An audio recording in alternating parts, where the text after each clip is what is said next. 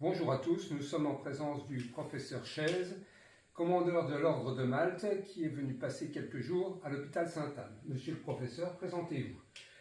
Alors je vais faire bref sur mon identité, mais je suis essentiellement professeur de chirurgie, spécialisé dans la chirurgie de la main et des nerfs périphériques, et surtout, depuis de longues années, des décennies, très spécialisé dans le traitement des séquelles de la lèpre, les infirmités, les mutilations qu'on essaie de réparer pour redonner aux gens une autonomie sociale et une autonomie fonctionnelle leur permettant de se sortir de la vie difficile qu'ils ont menée jusque-là.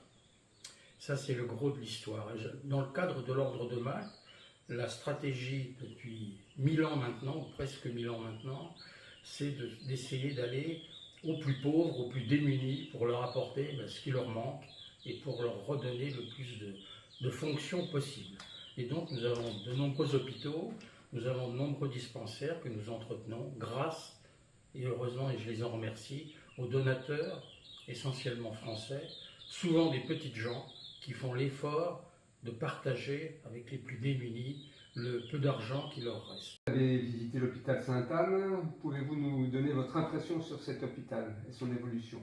Alors, je vais vous dire très simplement, c'est pour moi un éblouissement, parce que j'ai une certaine expérience des hôpitaux outre-mer, en particulier dans la grande région africaine, dans le continent africain, où les conditions locales sont, et on comprend pourquoi souvent, l'instabilité politique, l'instabilité sociale, les troubles économiques, bref, les conditions d'hospitalisation sont de qualité relativement modeste. Ici, on a l'impression, en arrivant, c'est un projet qui a été maturé longtemps, qui a été pensé, qui a été construit, qui est parfaitement tenu, et c'est un hôpital magnifique qui doit permettre un développement vers à peu près toutes les spécialités médico-chirurgicales nécessaires dans cette région malgache que j'ai la chance de connaître depuis de longues années.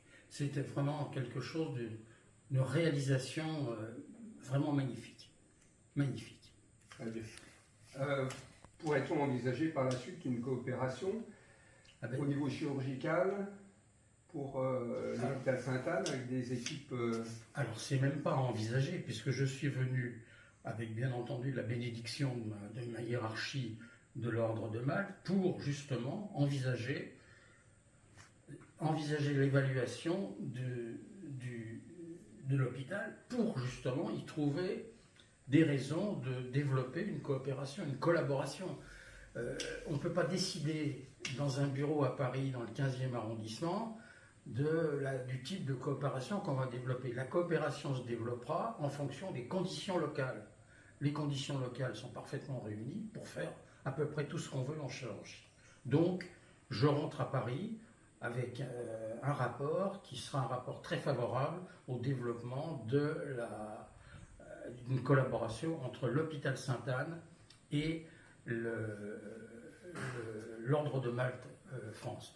D'autant qu'on est dans un monde, passez-moi l'expression, dans un monde chrétien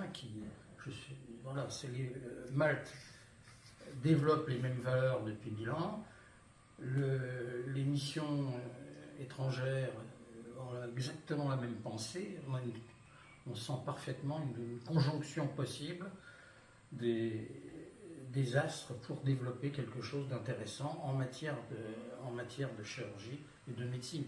Reste à savoir, et là je laisse la réponse au directeur de l'hôpital et à ses adjoints, qu'est-ce qui sera utile essentiellement de développer. Il ne s'agit pas de faire de la chirurgie cardiaque et de faire de la neurochirurgie radiologique interventionnelle.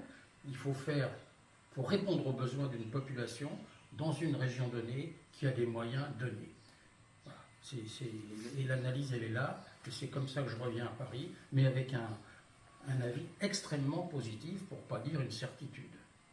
Eh bien, merci beaucoup, monsieur le professeur. Je vous en prie. Bonne continuation dans votre voyage. C'est très gentil, merci.